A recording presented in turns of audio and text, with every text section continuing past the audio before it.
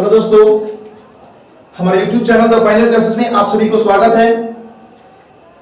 पिछले वीडियो में हम लोगों ने क्लास 10 के चैप्टर नंबर 3 दो चर वाले रैखिक समीकरण युग्म के बारे में इंट्रोडक्शन को देखा था और साथ ही साथ एक्सरसाइज 3.1 को भी देखा था। और आज हम लोग एक्सरसाइज 3.2 को देखेंगे। और जो बच्चे 3.1 को नहीं देख पाए हैं उनके लिए नीचे डिस्क्रिप्शन में लिंक डाल दिया गया है। डिस्क्रिप्शन पर जाकर के लिंक खोल के आप लोग देख लीजिएगा। तब तक के लिए हम लोग चलें 3.2 के तरफ। आपके चैप्टर का नाम है दो चर वाला रैखिक समीकरण युग्म। और 3.1 हम लोग ने पिछले वीडियो में देख लिया है और आज हम लोग 3.2 को देखेंगे। चलिए, तो आपकी स्क्रीन पर क्वेश्चन दिखा रहा होगा। क्वेश्चन को जरा सा एक बार समझिएगा। क्वेश्चन को मैं पढ़ के सुना रहा हूं और उसको फिर समझा देंगे। और यदि आप क्वेश्चन को समझ गए तो लगभग 50% आप खुद से आप बना सकते हैं। क्लियर? चलिए, तो क्वेश्चन में कह रहा है कि निम्न समस्याओं को आप समीकरण बनाइए और फिर उसको ग्राफीय विधि से हल कीजिए। जो भी आपको समस्या दिया गया उस समस्या को आप बीजगणितीय रूप में बनाइए या रैखिक समीकरण बनाइए और फिर उसको ग्राफीय विधि से हल कीजिए। क्लियर हो गया? तो अब इसमें समस्या की समस्या क्या है? तो समस्या आपके क्वेश्चन नंबर उसका देखिएगा। कह रहा है कि कक्षा 10th के एक पहली प्रतियोगिता में, एक गणित की पहली प्रतियोगिता में 10 विद्यार्थी भाग लिए। कितने विद्यार्थी? 10 विद्यार्थी भाग लिए, जिसमें से लड़कियों की संख्या जो है लड़कों से 4 अधिक है। कितना अधिक है? 4 अधिक है। तो आप बताइए कि लड़के कितने हैं और लड़कियां कितनी हैं। क्लियर हो गया? पहले आप लोग क्वेश्चन को और समझिएगा। इसमें कह रहा कि एक टेस्ट लिया गया, एक कहीं लड़के टेस्ट दिए क्लास 10 के जो है वो 10 बच्चे हैं। कितने बच्चे टोटल? 10 बच्चे। उसमें से ये क्लियर नहीं होगा कि कितने बच्चे, कितने लड़के, कितनी लड़कियां, लेकिन टोटल 10 बच्चे हैं। कितने बच्चे? 10 बच्चे, जो कि मैथ्स का एक टेस्ट लिया गया और उसी टेस्ट में उन्होंने क्या किया है? ज्वाइन किया, भाग किया, लिया। क्लियर हो गया? लेकिन एक शर्त है। क्या शर्त रखा गया? कि लड़कियां जो होगी वो लड़कों से 4 अधिक होगी। जो लड़कों की संख्या होगी वो लड़कियों से 4 कम होगी। मतलब ये कि जो लड़कियां होगी इनकी संख्या जो होगी वो लड़कों से कितना अधिक होगा? 4 अधिक होगा। क्लियर हो गया? क्लियर? तो आप बताइए कि लड़के कितने थे उस प्रतियोगिता में और लड़कियां कितनी थी उस प्रतियोगिता में। क्लियर हो गया? क्वेश्चन को समझ गए?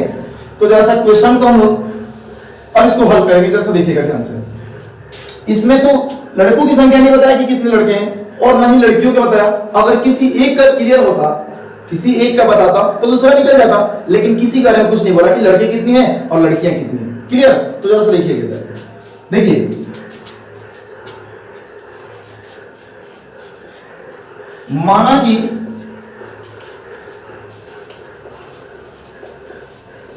लड़कियों की संख्या, माना कि लड़कियों की संख्या कितनी है? x। लड़की की संख्या कुछ नहीं दिया ना, हमने x मान लिया। कितना मान लिया? x मान लिया कि लड़कियां है कितनी, तो x है।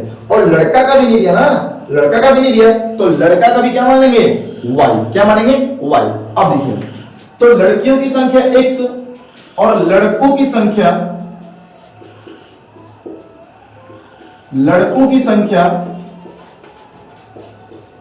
कितना होगा? y। इसमें हमने माना कि लड़कियां कितनी हैं तो x है और लड़के कितने हैं? y है। और दोनों मिला के कितने हैं? दोनों मिला के तो दोनों मिला के 10 हैं, क्योंकि टेस्ट में लड़के और लड़कियां दोनों आए हैं ना, दोनों हैं तो दोनों मिला के हैं कितने? 10। कितने हैं? 10 हैं। तो यहां पर लिखेंगे, देखिए पहली शर्त के अनुसार। क्या लिखेंगे? पहली शर्त के अनुसार। देखिएगा, पहली शर्त के अनुसार। देखिएगा, पहली शर्त के अनुसार का मतलब ये कि लड़के और लड़कियों की संख्या कुल मिला के कितने हैं? 10 है। तो इस बात को हम लोग यहां पे लिखेंगे। देखिए कि लड़के, लड़कियों और लड़कों की संख्या, लड़कों की कुल संख्या कुल संख्या कितने हैं 10 हैं। कितने हैं 10 है। मतलब ये हुआ कि अगर लड़कियां x है और लड़कों की संख्या कितनी है y है। कितना है y है। लड़कियों की संख्या x है और लड़कों की संख्या y है और ये दोनों मिला के कितने हैं तो दोनों मिलाकर के 10 हैं। कितने हैं 10 हैं। ये बात क्लियर हो गया। क्लियर हो गया। चलिए अब दूसरी बात उसमें क्या कह रहा कि लेकिन शर्त में क्या कह रहा है कि लेकिन जो लड़कियां हैं ना वो लड़कों से 4 अधिक है। कितने अधिक है 4 अधिक है। इसका मतलब कि दूसरी शर्त के अनुसार देखेंगे ना। चलिए तो इसमें देखिएगा दूसरी शर्त के अनुसार, दूसरी शर्त के अनुसार देखिए इसमें दूसरा शर्त क्या कह रहा है। दूसरा शर्त में यही नहीं कह रहा कि लड़कियां जो है वो लड़कों से 4 अधिक है, यही ना कह रहा बाबू। तो जब देखिएगा देखिए इधर ये लिख लेंगे इस बात को कि लड़कियों की संख्या, किसकी संख्या लड़कियों की संख्या लड़कों से 4 अधिक है। अधिक है यही कह रहा। तो देखिए ऐसा ये किसकी संख्या है लड़कियों की और ये किसकी संख्या है लड़कों की, है ना। लेकिन ये लड़की की संख्या है तो ये 4 अधिक है। कौन अधिक है 4 ये अधिक है। लेकिन हम लोग 4 जोड़ेंगे किसमें लड़कों में। क्यों जोड़ेंगे क्योंकि यहां पे आप ही जरा सा बताइएगा कि बराबर तो तब होंगे जब लड़कियां जितना होंगे लड़के भी उतना ही होंगे तब ना बराबर का चिन्ह दिया जाएगा। लेकिन कह रहा है कि नहीं इसमें जो है लड़कियां जो है ये 4 अधिक है और ये जो है 4 कम है। मतलब कि जब लड़कियां 4 अधिक हो ही जाएगी, अगर 4 हम लड़कियों में जोड़ ही देंगे तो क्या ये यहाँ पे बराबर हो पाएगा क्या। बराबर हो पाएगा क्या नहीं बराबर हो पाएगा ना, नहीं हो पाएगा ना। इसलिए हम किसमें ऐड करेंगे 4 को तो y में ऐड करेंगे। मतलब लड़कों की संख्या में ऐड करेंगे। ऐड करेंगे ना ऐड करेंगे। एक और बात आप ध्यान समझिएगा, बहुत सारे बच्चों को ये कंफ्यूजन होता है कि ऐड करने के लिए बोल रहा है तो किसमें ऐड करेंगे। तो ये बात आज सीख लीजिएगा ध्यान से कि जब भी ऐड करने की बात करेगा, जब भी जोड़ने के लिए बात करेगा तो हमेशा जिसकी मात्रा कम होगी, जो कम होंगे उन्हीं में आप ले जाकर के ऐड कर लीजिएगा। क्लियर हो गया। ये बात कभी नहीं भूलिएगा नहीं। तो आगे चलेगा। तो अब हम देखें कि बराबर की उस साइड जो है y आपका किसमें है प्लस में है। तो कोई भी डिजिट अगर बराबर के इस साइड प्लस में होता है इधर आने पर माइनस में हो जाएगा। माइनस में हो जाएगा ना। इसका मतलब यहाँ पे कि x माइनस में y बराबर में 4 का 4 को हमने उधर के उधर ही छोड़ दिया ना। अब चलेगा तो यहाँ पे जो मिला यहाँ पे आपका इस तरह से समीकरण एक यहाँ पे मिला जिसको बोलेंगे समीकरण 1 और यहाँ पे मिला आपका समीकरण एक और जिसको बोल देंगे हम लोग समीकरण नंबर 2। क्लियर हो गया। ये समीकरण 1 है और ये समीकरण 2 है। क्लियर हो गया। तो ये तो आपका पहली आपके जो क्वेश्चन में पूछ रहा था ये रैखिक समीकरण के रूप में बनिए। तो ये आपका रैखिक समीकरण के रूप में आपका दोनों के दोनों मिल गया ना। तो यहां पर हम लिखेंगे अतः प्राप्त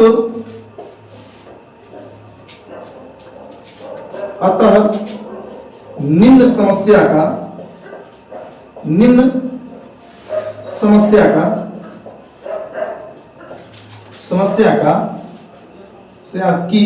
की प्राप्त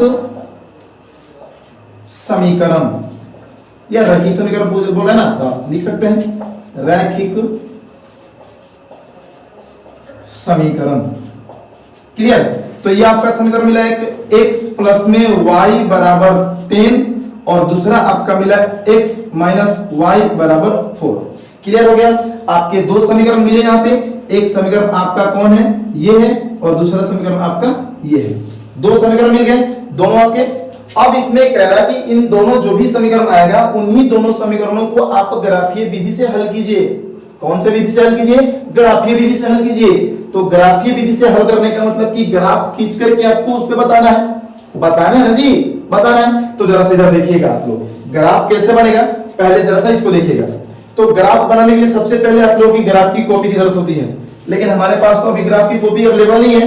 हालांकि बोर्ड ही है तो बोर्ड पर आपको समझा देंगे, आप जाकर के अपने ग्राफ की कॉपी पर बना लीजिएगा। क्लियर। जैसे देखिएगा यहाँ पर लिखा जाएगा देखिए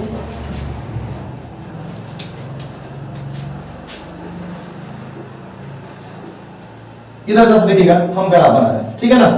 देखिए पहली बात कि यहां पे समीकरण ये 1 है, ये समीकरण 1 से, और यहां पर लिखेंगे समीकरण 2 से। किससे? समीकरण 1 से, समीकरण 2 से। जब समीकरण 2 है ना, तो एक यहां एक यहां, 2 है ना, तो जब समीकरण 2 होगा तो ग्राफ भी कितने खींचे जाएंगे? 2 खींचे जाएंगे। कितने खींचे जाएंगे? 2 खींचे जाएंगे। अब जरा सा देखिएगा, तो यहां पे समीकरण 1 क्या कह रहा है? देखिए कह रहा है कि x प्लस में y बराबर 10। क्या कह रहा है? x प्लस में y बराबर 10। और दूसरा समीकरण क्या कह रहा है कि x माइनस y बराबर 4। यही कह रहा है ना। अब देखिएगा सर, तो आप जब से देखिएगा इधर x इक्वल टू 10 का 10, अगर y इधर आपका प्लस में है, उधर जाएगा तो माइनस में, इसमें होगा माइनस में, तो यहां पर हो गया आपका माइनस में y। हो गया ना, हो गया। अब जरा सा देखिएगा, तो अब देखिए इसमें एक चर पद है x और दूसरा चर पद है y, तो आप y का मान खुद ही कुछ रखिएगा तो x का मान कुछ भी आ जाएगा। आ जाएगा ना, आ जाएगा। तो देखिए आपको अपने मन से कुछ भी मान सकते हैं, कुछ भी मान सकते हैं आप, और मान करके आप इस बॉक्स में रखिएगा। चलिए तो देखिए इधर ये बॉक्स हमने बना दिया, यहां हो गया x, यहां हो गया y, और इसमें x का मान, y का मान जो रखिएगा x का मान आ जाएगा तो इसमें रखेंगे। अगर y का मान कुछ और रखेंगे तो x का मान कुछ और आएगा, इसमें रखेंगे। y का मान यहां पे रखेंगे तो y x का मान यहां आ जाएगा। आप मन में एक बात और सोच लेंगे कि क्या 3 ही मान हो सकते हैं? नहीं, आपकी मर्जी, जितना मानना है, जितना रखना है आप उतना बिंदु मान सकते हैं। क्लियर हो गया? तो अब जरा देखिएगा, तो यहां पर हम y का मान देखिए क्या मान रहे हैं और x का मान खुद ही आएगा। तो देखिए लिखेंगे y बराबर 4। कितना माने हम? 4 माने, खुद से माने। आप भी कुछ मान सकते हैं, जरूरी नहीं कि हम 4 माने तो आप भी 4 मानेगा, नहीं, ऐसी कुछ बातें नहीं होती है। आप हम 4 माने तो आप 5 6 7 -4 प्लस में कुछ भी मान सकते हैं। समझ गए ना? आप जस्ट देखिएगा, तो समीकरण यहां पे क्या है? समीकरण क्या है? x बराबर 10 माइनस में y, यही है ना। तो हमने y का मान कितना माना है? 4 माना है। तो यहां पर x का x इक्वल टू बराबर है, तो बराबर, ये 10 है तो 10 और माइनस है तो माइनस। y का मान हमने 4 माना ना, तो y की जगह पर कितना रखेंगे? 4 रखेंगे। कितना रखेंगे? 4 रखेंगे। तो यहां पर 4 रखें तो x का वैल्यू कितना आ गया? 10 में से 4 को माइनस करेंगे, कितना आएगा? 6। कितना आएगा? 6। तो हमने जब y का मान 4 माना तो x का मान कितना आ गया? 6 आ गया। आया कि नहीं आया? आ गया ना जी। अब चलिए, अब हम यहाँ पे y का मान फिर कुछ और मान के रखेंगे, तो y का मान हम इस पर मानेंगे 5। कितना मानेंगे? 5 मानेंगे। तो y का मान हमने 5 माना, तो देखिएगा यहाँ पे, तो x इक्वल टू क्या है? 10 माइनस y, यही है ना? 10 माइनस y, यही है ना? तो x इक्वल टू 10 का 10 माइनस का माइनस, y की जगह हमने y का मान 5 माना है, तो यहां पर y की जगह y का मान क्या रखेंगे? 5। और जब 5 रखेंगे तो x का वैल्यू क्या आएगा? 10 में से 5 को माइनस करेंगे तो क्या आएगा? 5 ही आएगा। आएगा कि नहीं आएगा? तो हमने y का मान कितना, वैल्यू कितना माना? 4। कितना माना? 4। तो यहाँ पर x का वैल्यू कितना आ गया? 5। हमने y का वैल्यू 5 माना तो x का वैल्यू कितना आया?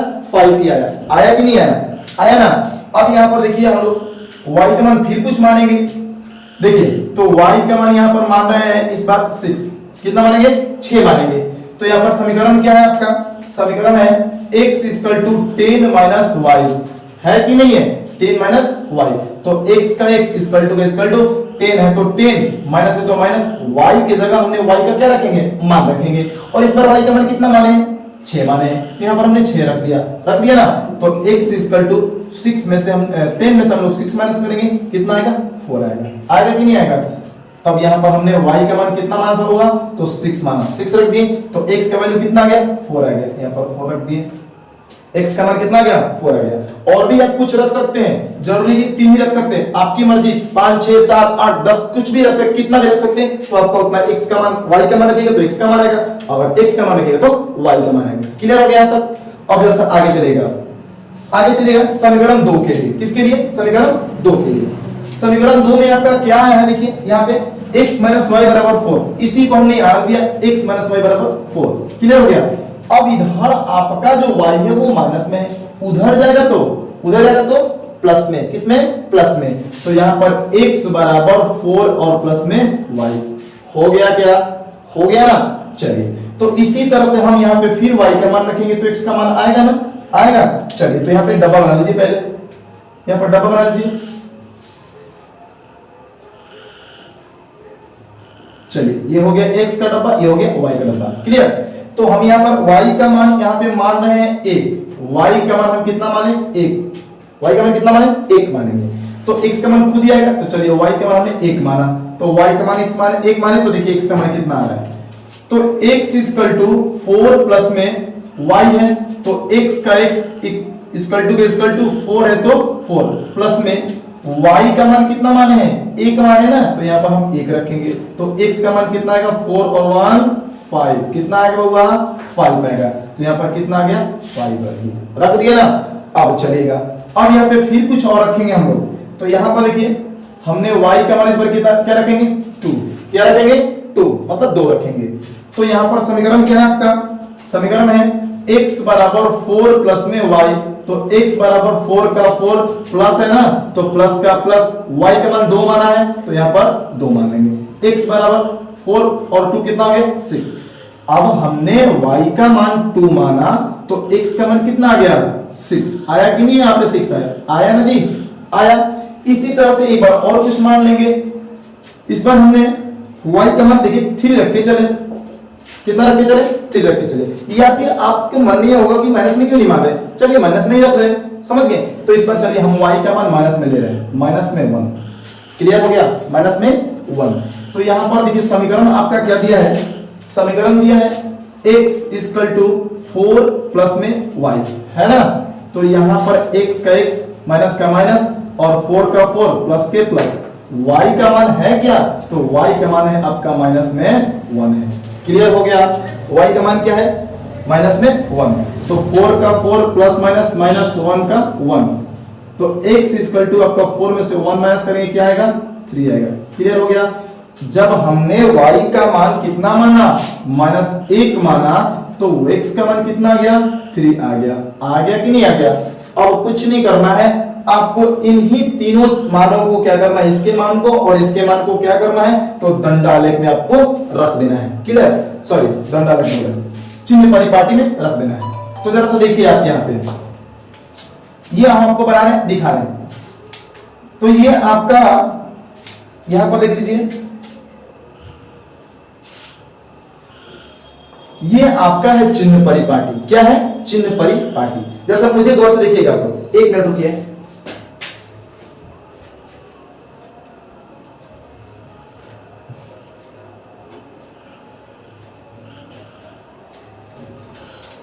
चलिए देखिएगा, जैसा इसके बारे में थोड़ा बहुत कुछ बता दे रहे हैं, उसके बाद आप मान रख के समीकरण बना देंगे। देखिए, आप मुझे देख रहे हैं ना, इस तरह से है क्या? इस तरह से है ना।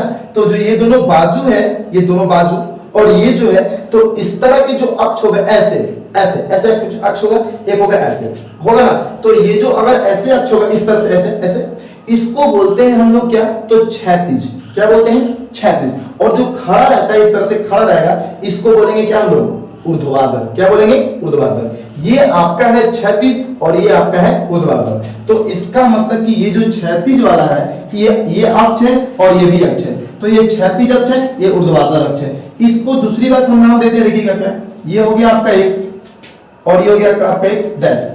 तो इसका मतलब हो गया कि x के जितना भी मान होगा वो आपके किस पर होगा? x अक्ष पर ही होगा। किस पर होगा? x अक्ष पर ही होगा। दूसरा इसका नाम है, इसको हम लोग बोलते हैं भुज। क्या बोलते हैं? भुज। इसको क्या बोलेंगे? भुज। और जो इस तरह से खड़ा है ना, ऊर्ध्वाधर स्तंभ, इसको बोलते हैं हम लोग कोटि। क्या बोलते हैं? कोटि। इसको आप बोल देंगे भुज, ठीक है। और इसको आप लोग बोल देंगे कोटि। क्या बोलिएगा? कोटि। क्लियर?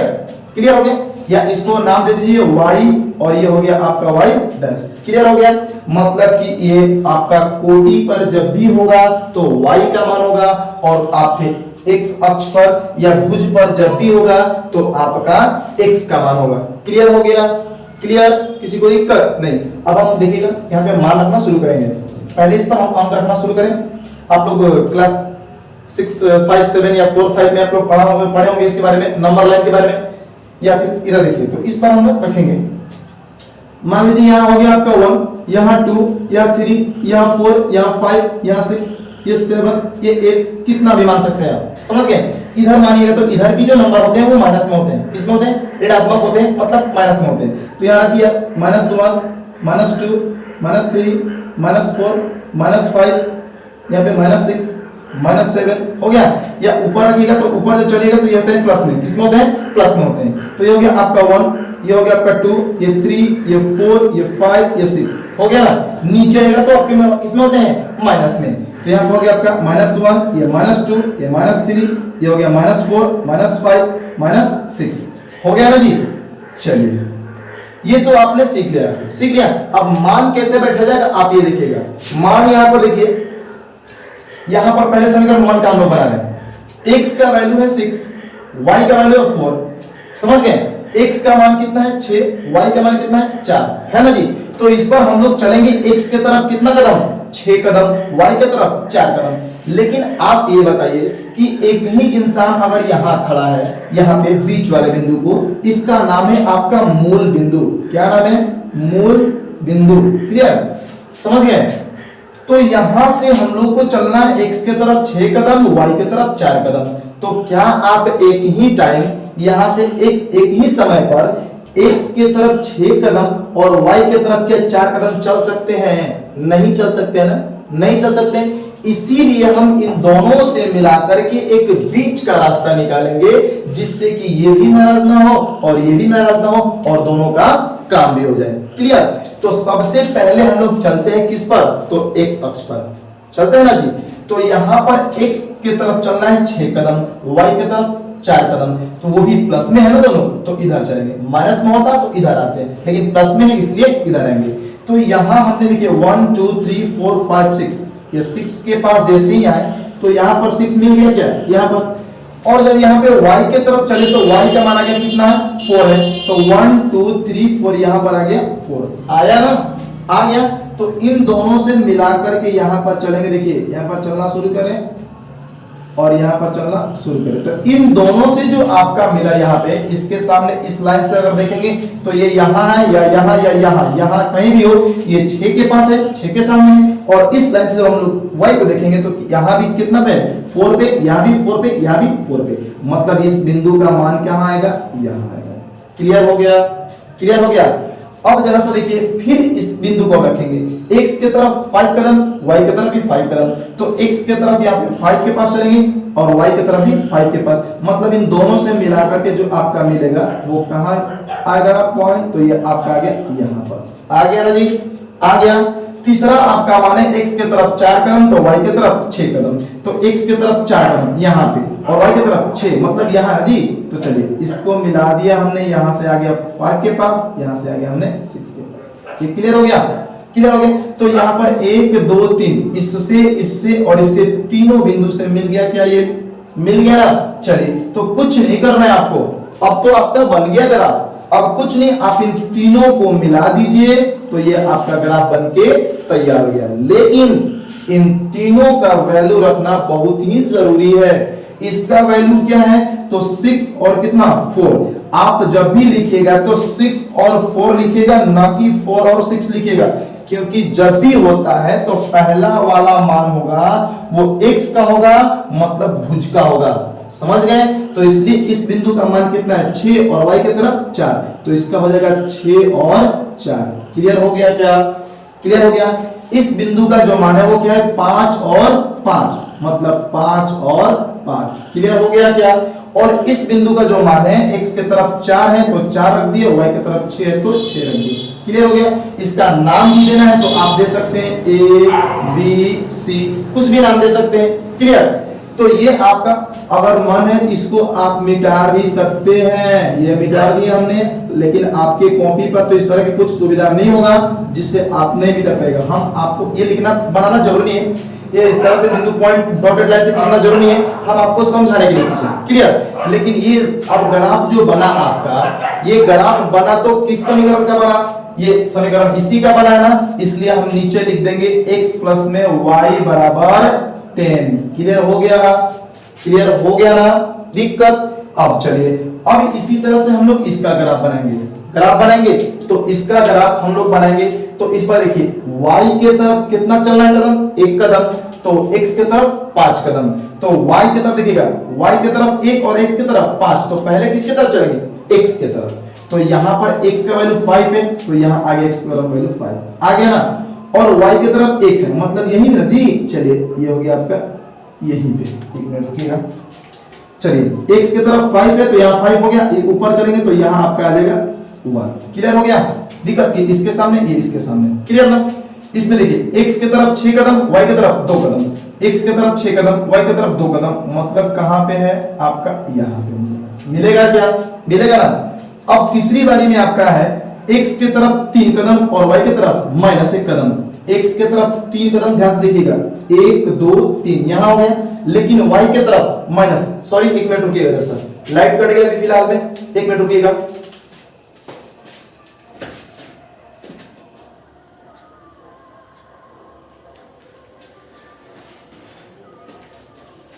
चलिए ऐसा लास्ट ये थोड़ा सा समझ लेंगे इसको। तो यहां पर आपका x की तरफ 3 कदम है और y की तरफ -1 कदम, तो x की तरफ 1 2 3 यहां चल के आ गए, और x की तरफ कहां चलना है, -1 कदम ना। तो देखिए 1 2 3 x की तरफ हो गया, y की तरफ -1, मतलब कि कहां आ गया, यहां आ गया। क्लियर हो गया क्या, क्लियर हो गया, यहां ये बिंदु मिलेगा।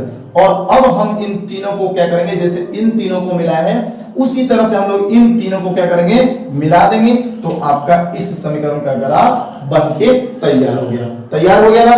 तो इसमें हम लोग मान रखे हैं, तो आप भी इसमें इसका मान रखना है, तो रखिएगा इसका मान 3 है और y का मान 1, तो यहाँ रखिएगा 3 और 1। क्लियर हो गया। यहाँ पर आप रखिएगा x का मान कितना है, 5 है, और y का मान कितना है, y है, तो यहाँ पर 5 और y। क्लियर हो गया, सॉरी y का वैल्यू 1 है ना, यहाँ रखिएगा 1। क्लियर। यहाँ पर देखिए 6 है, इसका मान कितना है, x की तरफ 6 है और y की तरफ 2, तो यहाँ लिखिएगा 6 और 2। क्लियर हो गया, दिक्कत किसी को नहीं ना, नहीं। लेकिन ये ग्राफ है किसका, तो समीकरण नंबर 2, मतलब कि इस समीकरण का ना, इस समीकरण का। तो इसलिए आप लोग यहाँ लिख दीजिएगा कि x - y बराबर में 4। क्लियर हो गया, इस तरह से आपका ग्राफ बन के तैयार हो गया। तो दोस्तों यही था आपका क्वेश्चन नंबर 1, और इसका ग्राफीय विधि से यह हल हो गया ना। अब जरा सा, लेकिन थोड़ा सा आप लोगों को ग्राफीय विधि से जो बनाइएगा तो आपके मन में आएगा कि अगर मान बड़े होते, मतलब कि यहाँ पर बॉक्स में अगर 400 600 500, यहाँ पर देखिए 400 होता, 600 होता, 500 होता, फिर 500 होता, तो क्या करते हैं। आपके मन में ये बात उठ रहा होगा, क्वेश्चन उठ रहा होगा कि आपने तो छोटा छोटा मान है इसलिए आपने रख के बता दिया, लेकिन अगर मान बड़े होंगे तो क्या कीजिएगा, बड़े होंगे तो क्या कीजिएगा। तो कुछ नहीं करना है आपको, बस सिर्फ 1 मिनट देखिएगा। तो जैसे हमने यहाँ पर लाइन यहाँ पे ड्रॉ किया, इस तरह से किया ना, हमने लाइन खींचा, तो आपके ग्राफ कॉपी में ये लाइन जो होंगे वो इस प्रकार होंगे, देखिएगा वो इस प्रकार से पूरा होंगे, समझ गए। ये इस तरह से होगा, इस तरह से, समझ गए, इस तरह से होगा,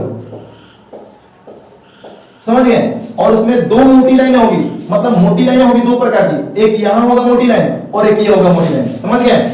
और इधर भी मोटी मोटी लाइन होंगे, और एक मोटी लाइन से 2 मोटी लाइन के बीच में आपका क्या होगा, तो 10 बॉक्स होंगे। कितने बॉक्स होंगे, 10 बॉक्स। तो हमने यहां से देखिएगा, यहां 10 बॉक्स जैसे आपको दिखा रहे हैं इसमें, देखिए यहां से 0 से लेकर के 1 के बीच कितने बॉक्स होंगे, 10 बॉक्स होंगे। कितने बॉक्स, 10 बॉक्स होंगे। इसलिए आप सबसे पहली बात की यहां पर ऊपर में लिखिएगा पैमाना, क्या लिखिएगा, पैमाना। ये लिखना बहुत ही जरूरी है, नहीं तो आपसे नहीं बन पाएगा। तो हमने यहां से यहां तक 1 रखा है और प्रत्येक अंक के बीच में 1 ही अंतर है ना जी, इसलिए पैमाना लिखेंगे 10 बॉक्स बराबर, क्या लिखेंगे, 10 बॉक्स, 10 बॉक्स बराबर 1। क्लियर हो गया। अगर आप यहाँ पर 5 10 15 20 25 रखिएगा, तो आप यहाँ पर 10 बॉक्स बराबर कितना रखिएगा, 5 10 15, यहाँ पर लिखिएगा 5। अगर यहाँ पर आपका आएगा 100 200 300 400, तो यहाँ पर लीजिएगा 10 बॉक्स बराबर कितना, 100। समझ गए, क्लियर हो गया? जितना अंकों के बीच का गैप होगा उतना ही आप यहाँ पर पैमाना में लिखिएगा। क्लियर हो गया? तो आज के लिए बस इतना ही था। अगर दोस्तों ये समझ में आया होगा तो आप अपने दोस्तों के बीच इस वीडियो को शेयर कीजिएगा और मेरे चैनल को सब्सक्राइब कीजिएगा, लाइक कीजिएगा, ताकि हर एक आने वाली वीडियो आप तक पहुंचे और बहुत जल्द ही पहुंचे। बाकी हम लोग आप इस चैनल पर साइंस और सोशल साइंस के भी क्वेश्चन लाएंगे जो आपके बोर्ड एग्जामिनेशन में बहुत इजीली तरीके से आप सॉल्व कर सकते हैं। तब तक के लिए धन्यवाद, बाय, टेक केयर, सबा खैर।